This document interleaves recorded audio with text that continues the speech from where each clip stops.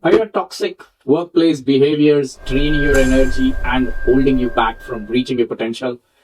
You're not alone. 70% of professionals report that toxic behavior in their workplace impact their productivity, mental health, and career growth. But here's the thing. You don't have to tolerate it, and you can take control. Have you ever dealt with a boss who micromanages every move? Or a coworker who spreads gossip about you? Or maybe you've been stuck in an environment where favoritism overshadows talent. If any of this resonates, stay with me because I'm about to break down 10 most toxic workplace behaviors you should never ignore. And exactly how do you handle them like a pro? I'll share the behavior, tell you why it's toxic, and also help you to address it, how you can handle it. By the end of this video, you'll not only recognize these toxic patterns, but you'll have an actionable strategies to protect yourself, set boundaries, and thrive in any and work environment. Are you ready with a pen and a paper? Let's begin. The first behavior, micromanagement. Let's start with one of the most common and frustrating behaviors, micromanagement.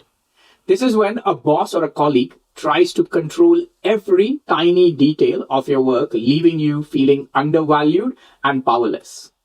Micromanagement kills creativity, it destroys confidence, and make you question your competence. Over time, it also leads to burnout and resentment. First, understand their perspective. Micromanagers often fear failure or lack of trust. Build that trust by proactively sharing updates on your progress. Second, set boundaries politely but firmly. Example, I appreciate your input, but I would like to take ownership of this task and check in with you once it's completed. I'll ensure to give you updates from time to time. Do let me know when you need the updates. Is it once a week or twice a week is fine? And how? Micromanagement is exhausting, but nothing compares to the next behavior on our list, gossiping. Hate it. We've all encountered this. Whispers in the hallways, rumors flying around, gossiping creates a culture of mistrust and damages reputation unfairly. Hey, let's be very honest, you might have also been gossiping about others. Gossip doesn't just hurt individuals, it destroys team cohesion. The focus shifts from collaboration to suspicion, making it hard to work effectively. How do you address it? Well, don't engage as much as possible. Politely steer the conversation away, saying something like, I'd rather not comment on this. If you're the target, confront the situation directly, but diplomatically. I heard some things being said about me, and I'd like to be clear up for any misunderstandings. Do not go and personally talk about your areas where people are gossiping about. Sometimes that is showcasing your weak side, that you really done something wrong. So be diplomatic there. Well, now let's move on to the next one, which is something more insidious, and that's favoritism. Favoritism has many other ways. Many people see it as ass licking as well, boot polishing and stuff. Well, favoritism happens when leaders unfairly reward certain employees, regardless of their merit. This leads to resentment and undermines the team. Now, why it's toxic? It creates an uneven playing field, where hard work isn't rewarded and others lose motivation to perform their best. Everyone feels that ass licking or boot shoe shining and stuff works. How can you address it? Document your achievements and contribution, so you have a concrete example to share during performance review or discussions and promotions. Keep a daily journal. Write down some of the key things that happen every day. It will help you over a period of time. Have a private, respectful conversation with your manager.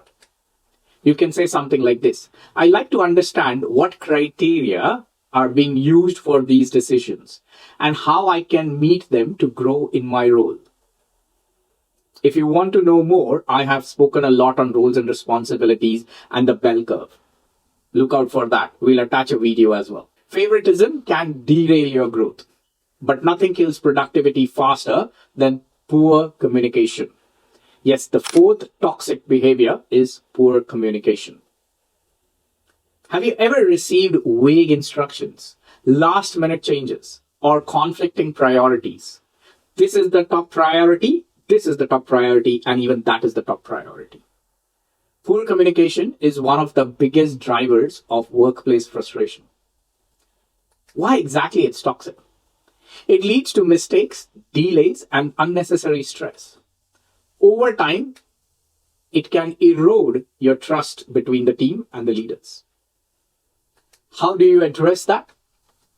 Here's a small framework. Use the state, explain, reiterate. State the problem. Don't talk much. Explain it and then reiterate. It could be a problem, it could be a topic, it could be a point that you want to put across. Use the state, explain, reiterate framework to clarify your expectations.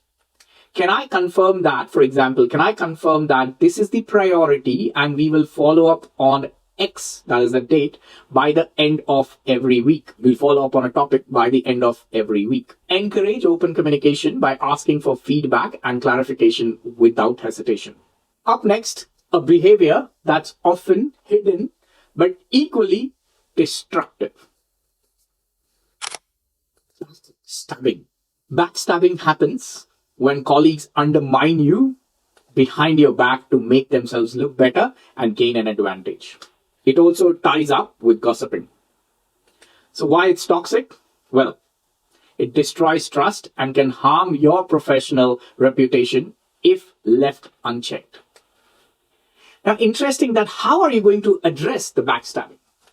Address the issue directly with the person involved. I have noticed, you can say something like this, I have noticed that some things being said about my work that aren't accurate. Can we clarify any misunderstandings? Build a network, alliances, who can vouch for your performance and integrity. Now let's quickly move on to the behavior that affects every person in the room. It is public humiliation. I encountered it in 2015 in front of 56 people. Publicly criticizing or embarrassing someone in meetings or emails is not only unprofessional, but downright toxic. When I got humiliated from a other person's point of view, they were giving me a feedback. So why it's toxic? Well, I can tell you about what happened to me. It damaged my self-esteem. It created a fear and it discouraged me from speaking up or contributing for a while. For many, it's for many years. How can you address it? Respond calmly. You can say something, I appreciate it if we could discuss this privately so we can resolve the issue more constructively. I didn't say that. I was too shocked at that time.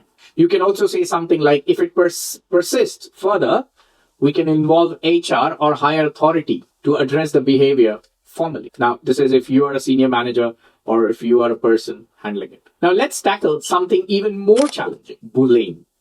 Now, bullying happens even in corporate, and it's a lot actually in corporate. So how do you see this behavior? Well, workplace bullying can take many forms.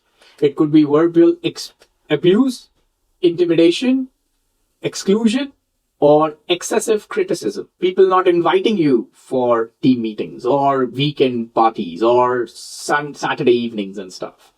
People are shouting on you. People are criticizing your work in front of the whole team and so on and so forth. Now, why is it toxic?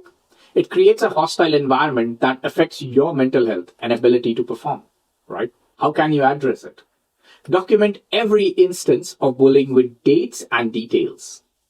This is critical if you need to take this to HR or if you need to escalate it in any manner.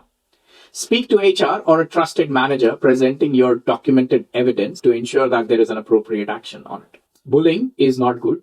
If you're doing it as well, I would suggest stop. Now let's discuss a behavior that often flies under the radar. It's passive-aggressiveness. This behavior is subtle but damaging. Sarcastic remarks, intentional delays, or indirect resistance can make collaboration impossible. Why is it toxic? It creates confusion and resentment, derailing productivity and team dynamics. How can you address it? Well, you can say something. You got to make sure that it's diplomatic always. And you can say something like, it seems there might be an issue here. Can we address it directly? I can sense an elephant in the room. Can we talk about it? Model direct communication to encourage healthier interactions. Now let's move on to the second last toxic issue, which is, or toxic behavior, which is a massively red flag. It is unethical behavior. Whether it's dishonesty, stealing credit, or breaking company policies, unethical behavior can harm individual and organization. It creates a culture of mistrust and compromises the integrity of the workplace. Report the behavior to HR or a higher authority while protecting your own reputation. Document incidents carefully to support your case. Remember, if you are caught something that is against the company policy, you will be fired. There is no if but else in that. Nobody is going to come and protect you. So make sure that it's not there with you. And now let's address a behavior that's often disguised as leadership. Yeah, you heard me right. It is overworking teams. Pushing employees to work excessive hours without break is a toxic pattern that leads to burnout and resentment.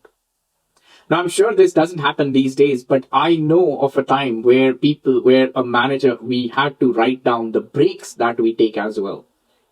That's insane, isn't it? Now, why is it toxic? It lowers productivity, increases turnover, and harms the team well-being. The most important thing is that there is no trust at all.